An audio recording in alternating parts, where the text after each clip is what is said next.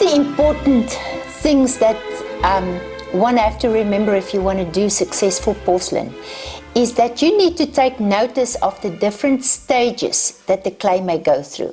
For that reason, I always love to encourage the students to make pinch pots because there are certain times that it's possible for you to do certain things. I start out when the clay is still very soft. If I can do a print in there and almost squish the clay still between my fingers, it is better to use a blunt tool than it is to use a sharper tool.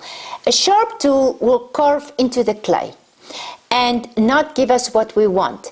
On the other end, if a piece is fairly dry, which this one is, it's not dry, it appears to be dry, but it's dry enough for me to trim it at this stage. The piece is not wiggly at all. It's a sturdy, strong piece at the moment. Then it's a perfect time to use anywhere from sharper to the sharpest tools. So as the clay becomes drier, it is always better to get your tools sharper and sharper along the way.